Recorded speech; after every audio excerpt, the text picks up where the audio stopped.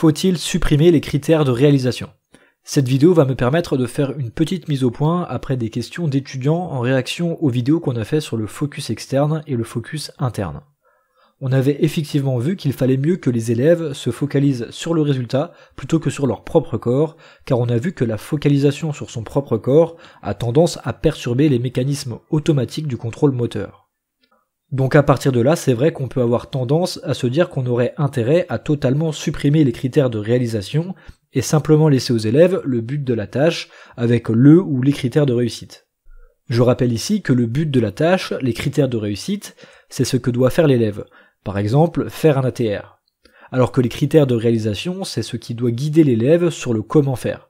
Par exemple, regarder ses mains et repousser le sol au moment du contact avec celui-ci.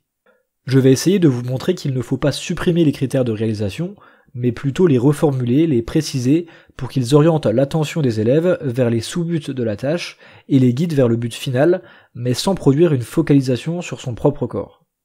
En fait, l'idée c'est que les tâches sportives comportent des sous-buts qui facilitent l'atteinte du but final. Je prends un exemple très simple avec le lancer franc au basket.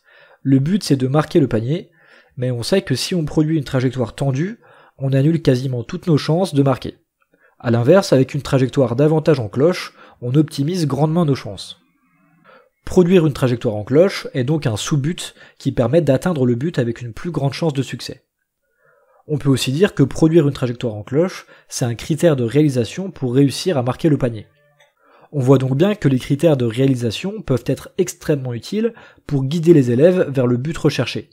Et pour autant, cela n'implique pas forcément une focalisation interne. La trajectoire du ballon, c'est bien une focalisation sur l'extérieur de son corps. Donc tout ça pour dire que les études sur le focus attentionnel ne doivent pas vous pousser à la conclusion qu'il faudrait supprimer les critères de réalisation.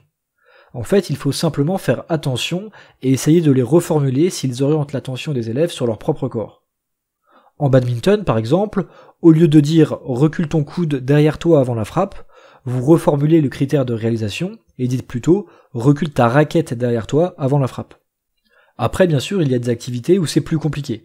Par exemple, il est vrai que dans les activités morphocinétiques, danse, gym, acrosport, etc., ça semble compliqué de donner des critères de réalisation sans évoquer le corps de l'élève.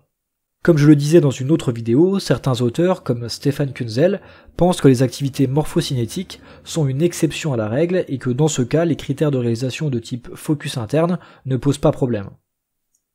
Mais d'autres auteurs, comme Gabriel Wolf, restent convaincus que même pour les activités morphocinétiques, les critères de réalisation de type focus externe restent nécessaires.